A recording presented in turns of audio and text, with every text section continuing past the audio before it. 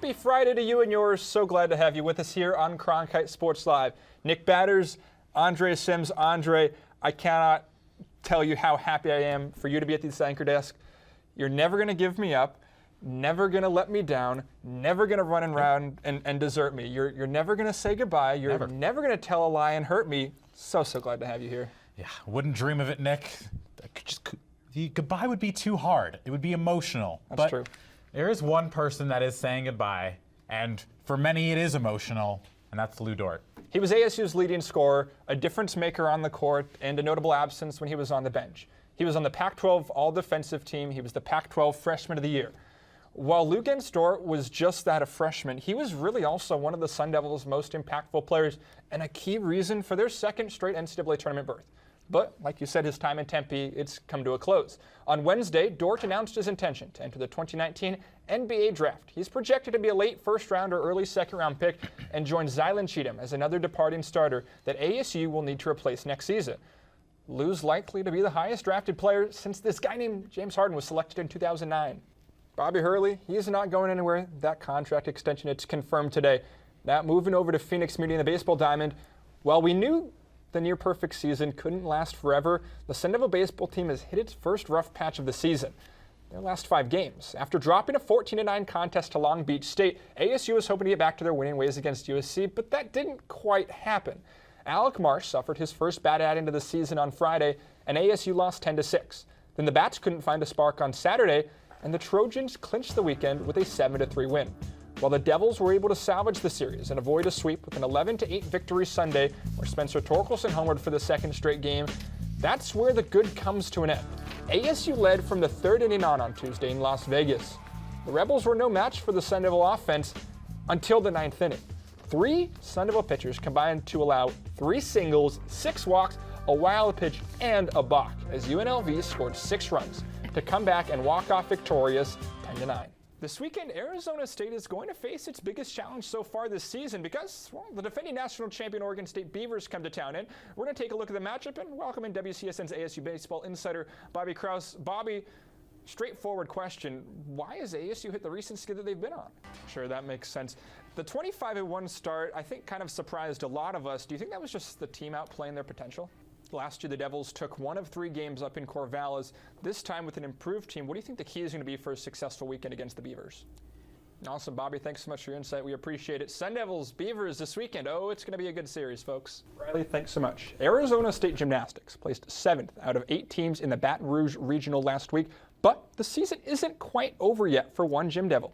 Sophomore Kyra Leonard Baker won the Regional Bars title with a score of 9.925, and for the 2nd consecutive year is headed to nationals. She'll compete for a national championship a week from today on April 19th in Fort Worth, Texas.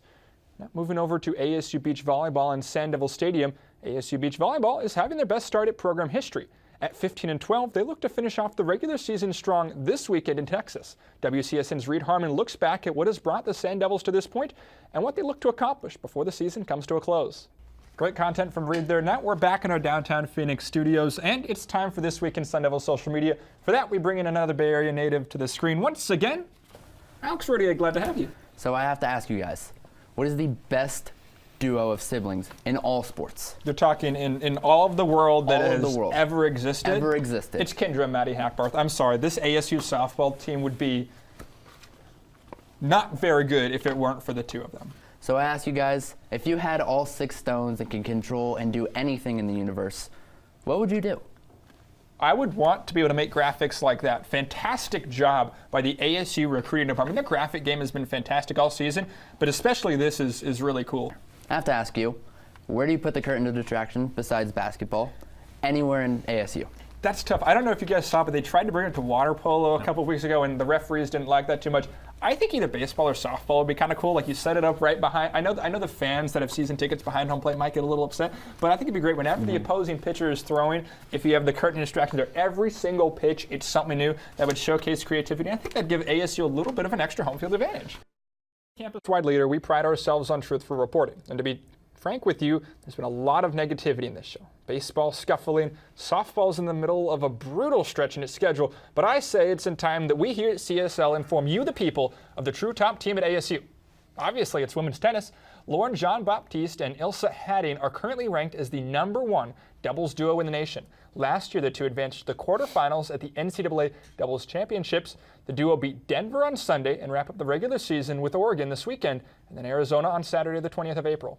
Ooh, Andre, you're a little early on that. We're not quite to the monologue yet. This is true. Jump the gun a little bit. My mistake. The gun, but we're going to get there soon enough. I want to ask you, we heard from Bobby earlier in the show, do you think ASU baseball's recent struggles are an honest concern, or is there just a bump in the road for a very, very good team?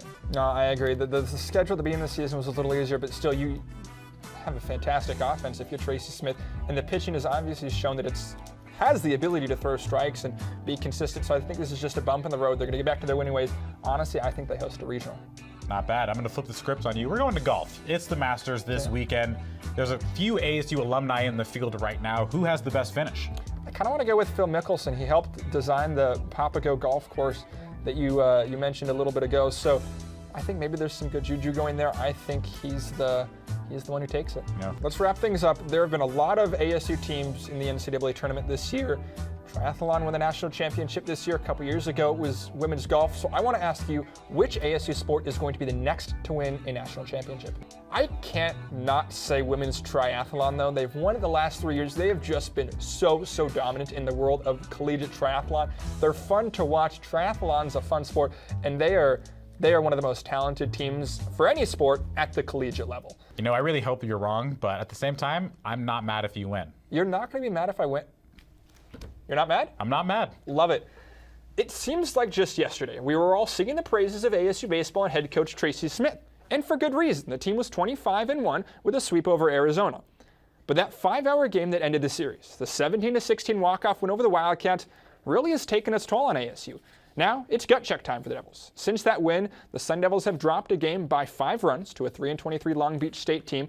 They've lost 2 of 3 to a USC team that finished below the Devils in the standings last season. Then on Tuesday, UNLV came back from down 5 runs to draw 6 walks and score 6 runs to win that game. This weekend, the defending national champions are coming to town. If ASU doesn't show up in form, things aren't looking good against Oregon State. The non-conference schedule was one of the program's easier slates in recent memory, and now the Sun Devils are really feeling the effects of both that, plus their short roster and pitching staff. The bats are still there, but the pitching has essentially gone non-existent. It doesn't help that Tracy Smith's bullpen management is as bad as it's been all season. Now, his job isn't easy with the small group he's dealing with, but part of that short roster was by his design. Now, here's my point. The hitting has been good. The defense has been solid as well. But if the pitching doesn't turn around, they're not going to beat some of the country's best. UCLA, Oregon State, and Stanford all remain on their schedule and are all top 10 teams. Bottom line, if the Devils continue to play like they have been, a trip to Omaha will be a pipe dream. And that's the way it is. He's hitting almost 400 and people aren't talking about him. For number 2, it's another Oppo Taco, Allie Tatnall. Homers to the opposite field to end the scoreless drought. It was 30 innings. She was the last one to score before it, and she's the one that breaks it, pounds her chest, rightfully so. She's the highest batting average on the team in Pac-12 play. Sticks it 9.925. That won the regional.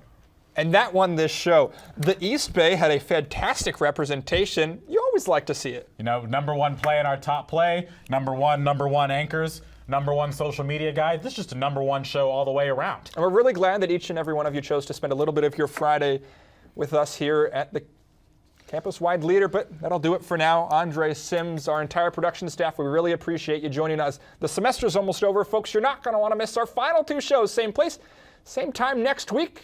We'll see you then.